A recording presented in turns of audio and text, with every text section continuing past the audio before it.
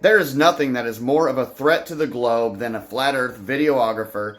Rob Skiba, God rest his soul, proved Josh Nowicki's photo was not a mirage. Until I found this photo from Grand Mere State Park. This is from Joshua Nowicki, and what you're seeing here is a mirage. We typically would not be able to see this from the Lake Michigan shore. We talked about this last night.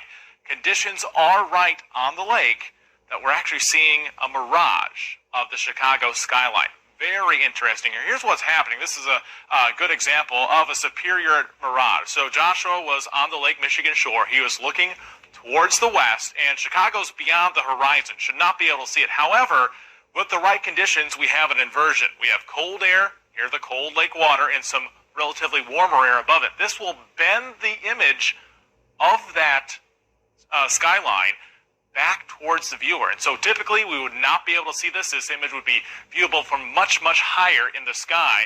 He's right. You shouldn't be able to see Chicago. And I'm tired of him calling it a mirage because it's not your typical mirage.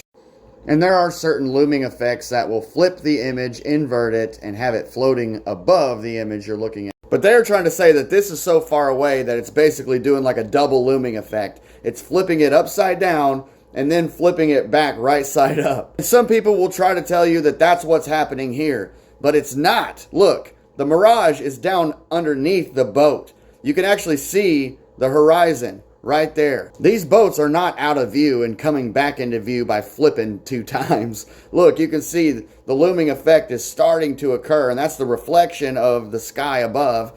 And you can see it's just partial here.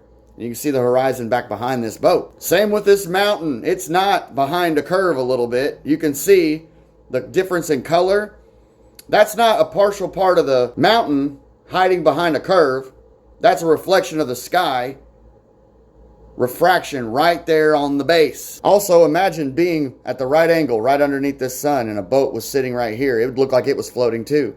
Rob Skiba's a smart dude. He thought to go to Lake Michigan, get in a boat, have the camera on Chicago, and go all the way across the lake. Because if what the news said about this picture was true, here's the effect you would get.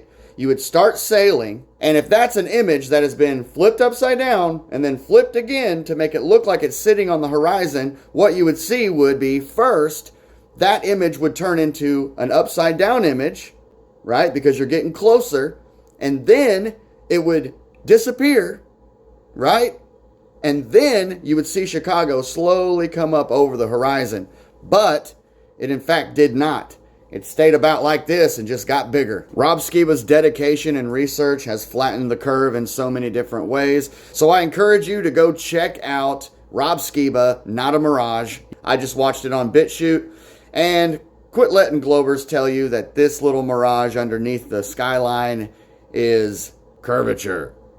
And just to add one more thing, optical illusions, you realize it's a distortion of things that are already in your optical view. Light cannot bend objects around corners, over curves, or anything of the sort.